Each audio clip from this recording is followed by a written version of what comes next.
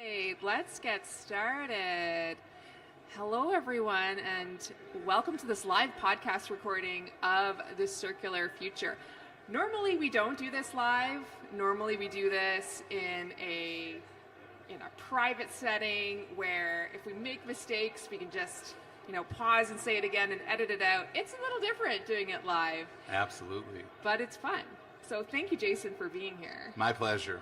So I'm going to read our introduction, and then we'll get into the conversation of the circular future. Then, in a couple of weeks, we'll be releasing this episode on our podcast, The Circular Future, which you can find on Apple, Spotify, YouTube, or wherever you get your podcast from. All right, you ready? Perfect. Let's go. All right. How can collaboration actually increase recycling? And what does good collaboration look like in practice? Welcome to The Circular Future, showcasing stories of circularity that reshaped how businesses operate and how you can do it in your organization too. I'm your host, Stephanie McClarty, Head of Sustainability at Quantum Lifecycle Partners, your trusted partner in electronics, recycling, reuse, and everything lifecycle. Collaboration comes up again and again on this podcast as a best practice. But what does it actually look like to collaborate effectively and drive meaningful recycling and circular outcomes at the same time? Today, I have the honor of speaking with someone whose company, Tetra Pak, is doing just that. Jason Peltz is Vice President of Sustainability, Tetra Pak US and Canada. Jason works with a range of stakeholders across the US and Canada to advance Tetra Pak's global sustainability ambitions, including growing recycling and collection of post-consumer cartons and reducing climate impact across the value chain. Tetra Pak is expanding recycling globally through collaboration, including co-investment projects around the world and an exciting new recycling facility coming online in California, which we'll talk about today. These collaborations are designed to scale. There's a lot to unpack, and because we're doing this live at ReMA2026, let's get started. Welcome to the podcast, Jason. I appreciate it, Stephanie. I'm so excited to have you here, and thank you for being brave to do this. We always ask the same question at the beginning of the podcast to get to know you better. So Jason, what would be 3 things that we should know about Tetra Pak? 3 quick things would be, 1, Tetra Pak is a world-leading provider of advanced food production systems, which includes processing, packaging, and filling equipment. 2, we are committed to making food safe and available everywhere. And 3, we promise to protect what's good, which means food, people, and planet. I love that. A fun story, at my daughter's dance competition on the weekend, I opened up a cooler that another mom had brought, and it was full of juice boxes, and I looked, and it's like full of Tetra Pak. Like, these are products that we deal with every day, and I know where I am, Tetra Pak is a household name. But maybe what people don't know as much is really your stand on sustainability. So can you tell us about how does Tetra Pak look at sustainability? Well, first I'll say thanks for being a consumer, and thanks for teaching your daughter to be a future consumer. But when it comes to sustainability for Tetra Pak, I think the most important point I'd like to share with people is we look at things very much holistically. We're going to talk a bit about recycling, but for Tetra Pak, this really is the entire life cycle of a product. So we take things in view from how we source the materials that go into our packages, how we build our equipment, how we then run our factories, to make sure that we take waste and reduce carbon footprint on our factories. Our aseptic cartons are able to be distributed in a non-refrigerated manner. But then at the same time, as we look at it from a life cycle, how do we make sure that we provide a experience for the customer that is safe and delivering that food safely, but then also convenient? And then finally, the end of life, which really is to make sure that we're good stewards to the environment and that we make sure that whatever can't be, whatever's left gets taken care of properly and recycled. Cool. One of the things I learned is that you're working towards being the world's most sustainable food package, which is very cool. One of the things I wondered about is the recyclability behind your product. Like, I know, at least where I am, Tetra Pak is synonymous with being recyclable. How is your product made up, and how is the packaging recyclable? Can you give us an insight into that? Sure. So the package, it's a composite package. It's primarily made of fiber, which is renewable, and then it has some polymer on it as well as some aluminum. But the package is designed to be recycled. It doesn't mean it's perfect. There's work to be done, and that's the work that we're doing. But when you were talking about having the most sustainable package, one of the things we're driving at is making that package more sustainable and more recyclable. So the two typical ways that the package can be recycled are, one, through the traditional paper recycling stream, collected, sorted, baled, sent to a paper mill where they're able to defiber the material. And the second piece, which I know we're going to go into a little bit later, is this new technology, which is, we call it full carton recycling, but it's the manufacturing of building products using the carton. And the carton actually is a great input because for this package, the product is because the fiber adds strength and the polymer actually acts as the binder. So without adding anything to it, you develop a product that can be used in the building industry. Interesting. Now, I know having recyclable packaging is one thing, but ensuring that the rest of the recycling process is set up is another, like the collection, the sorting. We see that it doesn't matter what commodity you're talking about. We see it in electronics as well. Electronics are recyclable, but it has to get to us in order for us to recycle it. Exactly. So, and I know you work really closely with partners to ensure this infrastructure is actually available. Can you tell us a little bit about that? Yeah, I'll go into a few things on this. So Tetra Pak a number of years ago helped create what's called the Carton Council. And the Carton Council is a trade group made up of basically 4 competitors who compete on the street, but when it comes to driving recycling, everybody's focused on making it happen. So the collaboration is, we felt that it was better to do this as an industry versus doing it by ourselves. So that's the collaboration within there. But then what that organization does is collaborate with others. So it's collaborating with municipalities to make sure people know things can be recycled, to make sure that there's an avenue then with the MRFs and to work with the MRFs to make sure they're able to handle the material, to sort and bale it. And then it's working with these end markets to be able to turn the material into something new. And I'll go one step further. Then what we've also done with Carton Council is we work with other groups. So for example, the Carton Council is engaged with a group called the Polycoated Paper Alliance because cartons are polycoated paper. And there we're doing additional work to also drive this. So we really see this as, we're not going to solve the problem on our own. Yeah. We need to work with others, and the bigger the group, the more minds put better ideas together, and you can make change quicker. Yeah, and I love how, like, in certain aspects, it's like competitors coming together to collaborate on a common goal. So much examples of collaboration here. And I think one of the really cool ones that's just coming online is the example in California of the new recycling facility. Can you tell us a little bit about that? I can. So the history with Tetra Pak when it comes to recycling has always been to really get engaged with the value chain. So in many parts of the world, we've worked with recyclers, collection, sorting, and baling.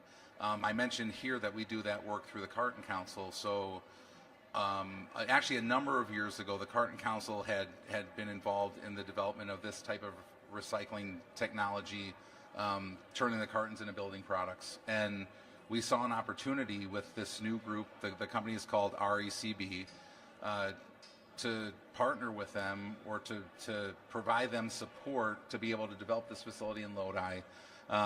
It's been a labor of love. It's had its challenges, but we're there. In fact, on April 6th, they moved from construction to production phase. So we're real excited. The place is going to have capacity for about 9,000 tons a month, 9,000 tons a year of cartons as they're in feed, and it's really putting your money where your mouth is. It's really turning talk into action. So we're very excited about it. And I think what's really cool about this example as well is that it's going to recycle all these cartons, and on the other side, it's going to basically produce a roofing material that replaces drywall. It does. It'll be able to replace gypsum for flat roofs. So this type of product is a great. It's a great product for big box stores. It does very well against nasty weather, hail, things like that. So yeah, it provides another part of a portfolio for roofing companies to be able to use, and you know, it performs excellent. That's so exciting, and what a neat story really for circularity of recycling one thing, recycling cartons, and then producing this innovative roofing material on the other side. And I know this is just one example of your collaborations, your co-investments with recycling facilities. You mentioned the word challenges, and I'm curious, as you think about these collaborations, what have been some of the challenges? And especially in light of, I know your leadership has been clear that like innovation and collaboration must scale. Like, this is not designed to be done at a small level, it should be done at scale. So what have been the challenges today? So I would look at it two ways. You know, from if I look inside the four walls of Tetra Pak, you know, when we talk about things like the most sustainable package. So you have to keep a couple of things in mind. Technology, your desire and technology have to keep up with one another. And so while we would love to have things like, could there be recycled content? Are there other things you could possibly do in the package, let's say, or could you substitute one product in the package for another? You have to always keep in mind that the purpose of the package is to deliver a product safely. And we are never going to, you know, do something to that package that would at any time change the food safety attributes or the shelf life attributes of that package.